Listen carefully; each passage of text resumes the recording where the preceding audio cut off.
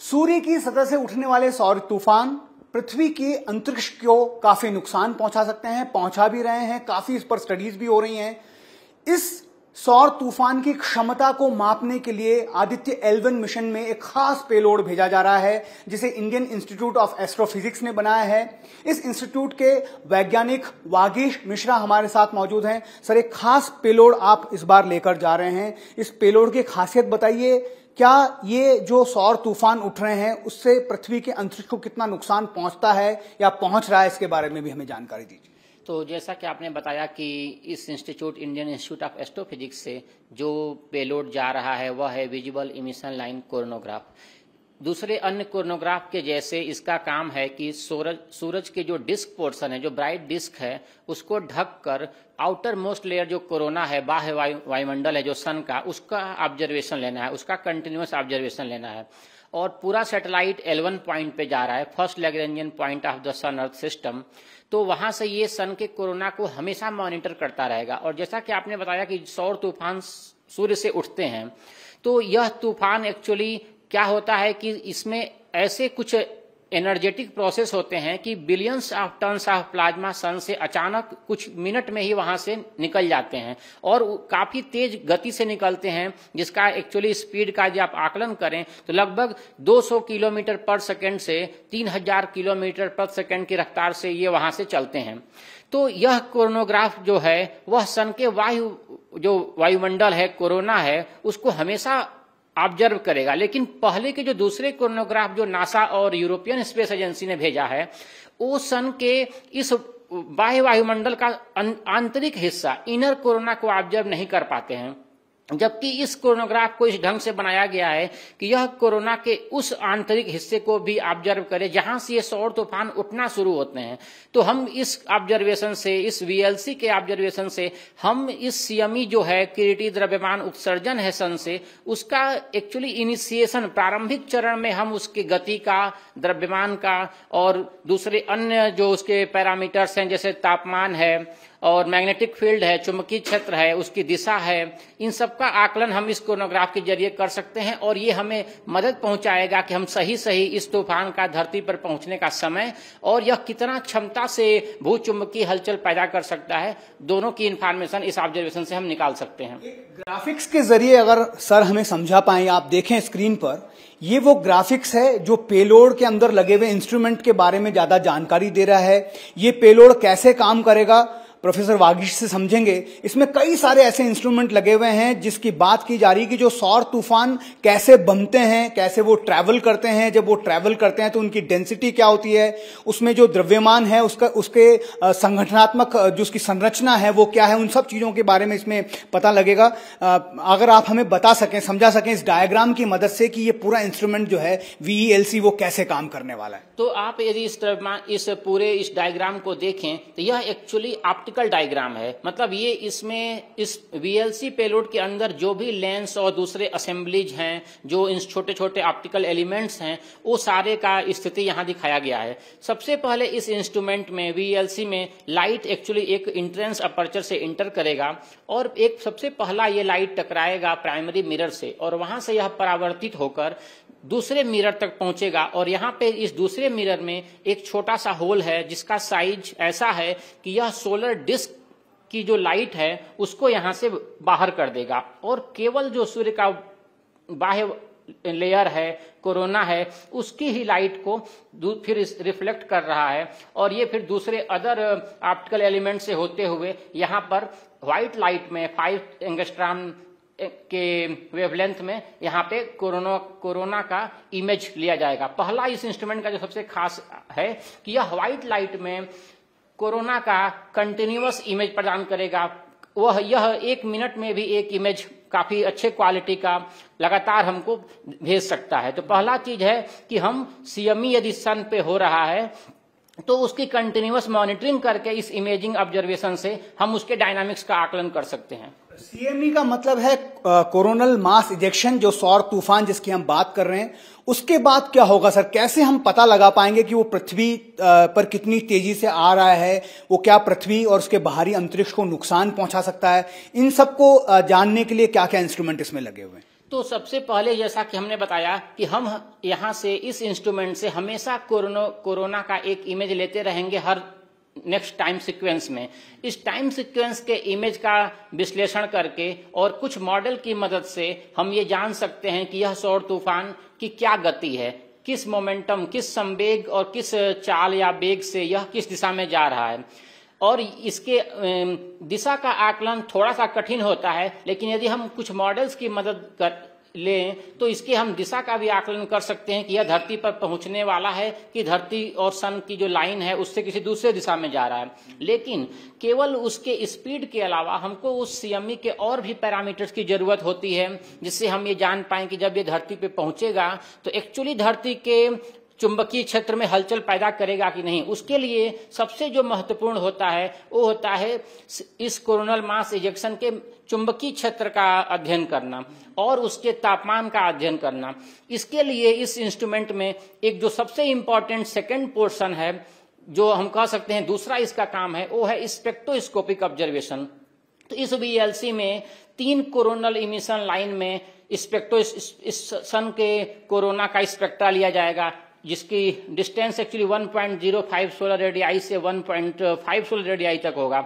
और 3 coronal emission line 5303 angstrom, 7892 angstrom और 10747 angstrom, 3 coronal emission line में हमेशा जब स्पेक्ट्रा लिया जाएगा तो उससे हम उस टेम्परेचर, वहां की इलेक्ट्रॉन डेंसिटी, इन सब का आकलन बहुत अच्छे तरीके से कर सकते हैं। और जो दूसरा सबसे इंपॉर्टेंट मैंने बताया कि चुंबकीय क्षेत्र के अध्ययन के लिए इसमें पोलराइजिंग बीम डिस्प्लेसर की मदद से स्पेक्ट्रोपोलारिमेट्री ऑब्जर्वेशन लिया जाएगा, जो कोरोनल मास इजेक्शन के अंदर जो सबसे स्ट्रांग मैग्नेटिक फील्ड है उसका टोपोलॉजी और उसका स्ट्रेंथ दोनों का आकलन यहां से किया जा सकता है। लेकिन यह ऑब्जर्वेशन जो है वह सन के पास का होगा।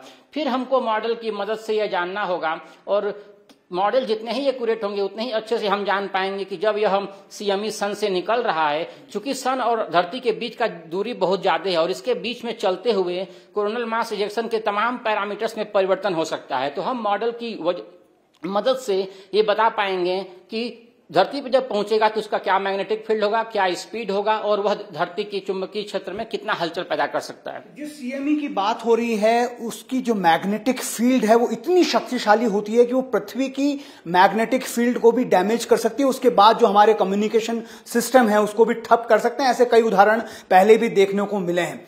जो मैग्नेटिक फील्ड वहां से निकलती हैं, क्योंकि पृथ्वी की मैग्नेटिक अपनी एक मैग्नेटिक फील्ड है, उससे टकराकर कई बार ऐसा देखा गया कि वो नष्ट हो जाती है। लेकिन अगर ये कोरोनल मास इजेक्शन बहुत ज्यादा डेंसिटी में है तो हो सकता है कि वो उसे नुकसान भी पहुंचाए। जो पृथ्वी की अपनी मैग्नेटिक फील्ड है सर, वो काफी हद तक इन नुकसान को अभी तक बचा देती है। लेकिन कुछ ऐसे भी इंसिडेंट हमने देखे हैं पूर्व में जब ये नुकसान भी पहुंचाते हैं हमें। या तो एक्चुअली धरती का चुंबकीय क्षेत्र काफी मजबूत है। इसी कारण से जो कोरोनल मास इजेक्शन का मैग्नेटिक फील्ड होता है वह उसको डायरेक्टली अक्सर नहीं डैमेज कर पाता है, क्षति नहीं पहुंचा पाता है। लेकिन यहाँ पे सबसे इंपॉर्टेंट जो चीज है समझने वाला वो है कि केवल मैग्नेटिक फील्ड का मैग्नेटिक फील्ड से इंटरेक्शन नहीं हो रहा है। सीएमई के अंदर बहुत ज्यादा मोमेंटम है, काफी स्पीड से आ रहा है। और चुंबकीय क्षेत्र यदि सीएमई का साउथवर्ड डायरेक्शन में है, दक्षिणी दिशा में है, तभी वह केवल धरती के चुंबकीय क्षेत्र जो नॉर्थ के डायरेक्शन में होता है उससे इंटरेक्ट करता है और एक घटना होती है जिसको बोलते हैं मैग्नेटिक रिकनेक्शन।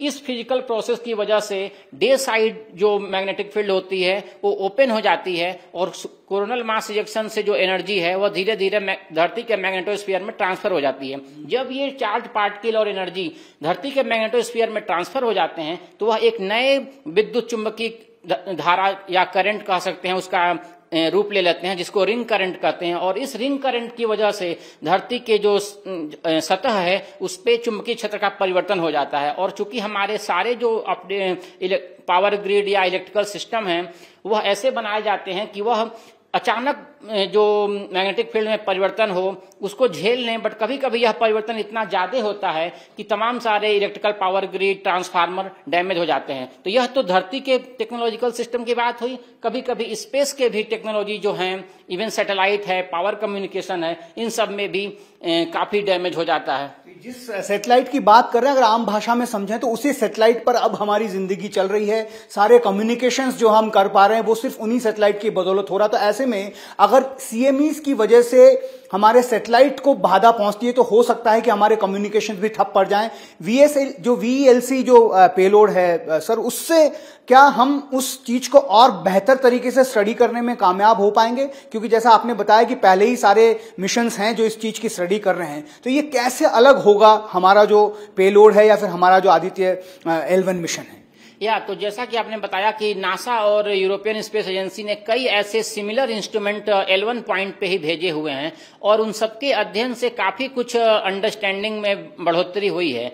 लेकिन इस कोरोनोग्राफ और आदित्य L1 पे जो दूसरे इंस्ट्रूमेंट हैं, पार्टिकल एक्सपेरिमेंट हैं, एक्सरे स्पेक्ट्रोमीटर हैं, मैग्नेटिक फील्ड मेजरमेंट है, उन सबके एक साथ यूज करके हम काफी बेहतर कर सकते हैं, क्योंकि यह उस कोरोना के उस इनर पार्ट को भी ऑब्जर्व कर रहा है जो पहले किसी कोरोनोग्राफ से ऑब्जर्व नहीं हुआ है। और दूसरे जो अन्य पार्टिकल पेलोड्स हैं और स्पेक्ट्रोमीटर हैं, उसको जब हम इस कोरोनोग्राफ के ऑब्जर्वेशन से कंबाइन करेंगे या सोलर अल्ट्रावायलेट ऑब्जर्वेशन से कंबाइन करेंगे, जो क्रोमोस्फीयर की स्टडी करेगा, फ्लेयर की स्टडी करेगा, तो कहने का मतलब है कि इस पे जो दूसरे अन्य इंस्ट्रूमेंट हैं सारे एक साथ जब हम उनका ऑब्जर्वेशन को यूज करेंगे तो हमें उम्मीद है कि काफी हमारे समझने में ये विकास में सहायक होगा। ये एक खास पेलोड VELC जिसकी बहुत बारीक जानकारी प्रोफेसर वागीश मिश्रा ने दी। सर, अब बात ये भी होती है कि जो मिशन की अगर हम बात कर लें, L1 पॉइंट इसकी बहुत चर्चा हो रही है। अगर आम भाषा में इसे समझना चाहें तो ये L1 पॉइंट क्या होता है? क्योंकि हमने पढ़ा है कि L2 भी होता है, L3, 4, 5 तक है,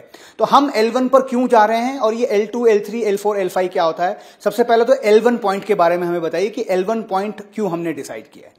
जैसा कि आपने बताया कि किसी भी दो बड़े सिस्टम के लिए, ग्रेविटेशनल सिस्टम के लिए देखा जाए, जैसे कि सन और अर्थ है, इस दो बड़े बॉडी के लिए 5 लैग्रेंजियन पॉइंट होते हैं, L1, L2, L3, L4 और L5। इसकी जो दिशा होती है L1, L2, L3 एक लाइन में होते हैं और L4, L5 एक्चुअली यदि आप कोई समबाहु त्रिभुज बनाएं तो उसके कोने पे L4, L5 रहेंगे। तो यह जो मिशन है वो L1 पे भेजा जा रहा है। पहले तो ये समझना है कि जो भी लैग्रेंजियन पॉइंट होते हैं वहां पे, यदि इसको सरल भाषा में कहें तो सूर्य और धरती का खिंचाव उस पॉइंट पर ऐसा हो जाता है कि वहां कोई आप छोटा स्मॉल बॉडी आप रखें तो न तो वह खींच के सूरज की तरफ जाएगा न तो धरती की तरफ आएगा, मतलब कि वह ऑलमोस्ट स्थिर रहेगा। थोड़ा बहुत उसके पथ में चेंज होगा, उसको हम थोड़ा बहुत कम फ्यूल को खर्च करके भी स्टेबल रख सकते हैं। पहला इसका फायदा ये है। और दूसरा है कि जब आप L1 पॉइंट पे रहेंगे तो सन को कंटिन्यूअसली, बिना किसी अकल्टेशन के कंटिन्यूअसली देख सकते हैं। मान लीजिए ये सैटेलाइट लो अर्थ ऑर्बिट में रहता तो कभी अर्थ के पीछे आ जाता और हम सन को कंटिन्यूअस मॉनिटर नहीं कर पाते। तो टेक्निकली देखा जाए तो L1 पॉइंट वह पॉइंट है जहां पे इस सन और अर्थ का ग्रेविटेशनल पुल ऑलमोस्ट इक्वल है, जो वहां सेंट्रीपिटल फोर्स होगा किसी स्मॉल ऑब्जेक्ट का जो मोशन करेगा इन दोनों के साथ, और ये दोनों चूंकि बैलेंस हो जाते हैं तो बहुत कम फ्यूल खर्च करके आप उस सैटेलाइट को L1 पॉइंट पे स्थिर रख सकते हैं। अगर ग्रहण की अवस्था होगी तब भी जो हमारा ये सैटेलाइट है वो सूरज को लगातार देखता रहेगा, क्या वो धरती के साथ साथ ही घूमेगा? मतलब कैसे ये चक्कर लगाएगा सूरज के? हाँ, तो L1 पॉइंट हमेशा धरती और सूरज के बीच में रहेगा, धरती के पास है, लगभग 15 लाख किलोमीटर दूर है। तो जैसे जैसे धरती आगे बढ़ेगा, सूरज की चारों तरफ वृत्तीय कक्षा में घूमेगा, लगभग वृत्तीय कक्षा में, तो यह L1 पॉइंट भी उसके साथ घूमेगा और इस तरह से हमेशा वो L1 पॉइंट पर रह के सूर्य को हमेशा देखता रहेगा, किसी भी प्रकार से सन का अकल्टेशन नहीं होगा। आपने कहा कि तकरीबन 15 लाख किलोमीटर दूर है L1 पॉइंट धरती से। सूरज से ये पॉइंट कितना दूर है और वहां का तापमान क्या है, अगर अंदाजा लगा जा सके? तो जैसे कि मैं एक्चुअली देखा जाए तो यह जो धरती से जो L1 पॉइंट की दूरी है यह केवल मात्र 1% है पूरे सूरज और धरती के बीच का, मतलब कि अभी भी 90% दूरी बच जा रही है। तो यदि यह 15 लाख है तो वह लगभग 150 हो गया, राइट? तो तकरीबन 14 करोड़ 85 लाख किलोमीटर दूर हैं अगर अंदाजा लगाएं तो ये इतनी दूरी से क्या हम चीजों को ऑब्जर्व कर पाएंगे जिस उद्देश्य के साथ हमारा मिशन जा रहा है? हाँ, क्योंकि इंस्ट्रूमेंट इस ढंग से ही बनाए गए हैं कि ये स्टडी कर पाएं, और सन के बहुत निकट जाने के लिए बहुत चैलेंजिंग मिशन की जरूरत होती है। और L1 पॉइंट एक ऐसा पॉइंट है जहां से जो भी चीजें सन में जो डायनामिक्स हैं और कोरोनल मास इजेक्शन है, इन सब का अध्ययन काफी अच्छे से किया जा सकता है। और पहले के जो नासा के भी सैटेलाइट्स हैं जैसे सोहो और ये जो इंपॉर्टेंट मिशन हैं जिसपे कोरोनोग्राफ थे, उससे हमारे समझ में काफी बढ़ोतरी हुई है कोरोनल मास इजेक्शन के डायनामिक्स में। और ये मिशन चूंकि उससे थोड़ा और अच्छा है कह सकते हैं, क्योंकि अभी वह उस पोर्शन को ऑब्जर्व करने जा रहा है जो पहले नहीं हुआ है, तो हमें उम्मीद है कि हमारे समझ में और ज्यादा बढ़ोतरी होगी और हम बेहतर मॉडल के जरिए सीएमई का जो काइनेमेटिक्स है, जो उसके गति का चरण है, सन और अर्थ के बीच में कैसे ये सीएमई मूव करेगा, कितने स्पीड से मूव करेगा, इन सब का अध्ययन करके हम ये बता पाएंगे कि अंतरिक्ष मौसम में कितना परिवर्तन हो सकता है इस सीएमई के धरती पे आने पर।